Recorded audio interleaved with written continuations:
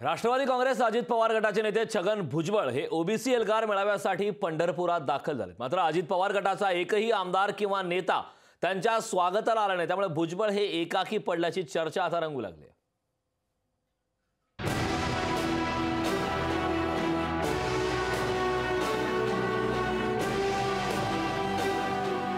अजित पवार गटाचे नेते छगन भुजबळ हे ओबीसी एल्गार मेळाव्यासाठी पंढरपुरात दाखल झाले होते। यावेळेस भुजबळांचं आगमन होणार म्हणून तगडा पोलीस बंदोबस्त देखील लावण्यात आला।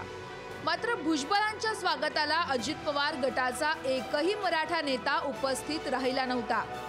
त्यामुळे भुजबळ राष्ट्रवादीत एकाकी पडले तर नाहीत ना, अशी चर्चा राजकीय वर्तुळात होऊ लागली आहे। ओबीसी मराठा आरक्षण वादामुळे या पंढरपुरातील नेत्यांनी भुजबळांच्या स्वागताला न जाता 2 हात लांब राहण्याचाच निर्णय घेतलाय। कोण आहेत ते नेते बघूयात। आमदार बबनदादा शिंदे, आमदार यशवंत माने, कल्याणराव काळे, समाधान काळे, श्रीकांत शिंदे। ओबीसी एल्गार मेळाव्यात भुजबळांनी मराठा बांधवांना आरक्षण मिळावं अशी अपेक्षा व्यक्त केली। मात्र त्यांना मराठा बांधवांना स्वतंत्र आरक्षण द्यावं, ओबीसीतून देऊ नये अशी भूमिका भुजबळांनी मांडली आहे। 10% घ्या, 12% घ्या, 15% घ्या, ते स्वतंत्र आरक्षण घ्या, पण यांचं म्हणणं नाही, आम्हाला ओबीसी मधूनच सगळ्या मराठा समाजाला आरक्षण पाहिजे, मिळणार नाही।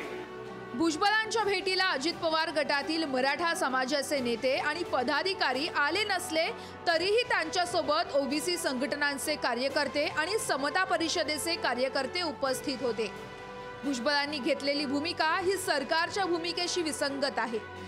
त्यांच्या या भूमिकेवर सत्ताधारी नेते काय प्रतिक्रिया देत आहेत हे लवकरच स्पष्ट होईल। अभिराज उबाळे, लोकशाही मराठी, पंढरपूर।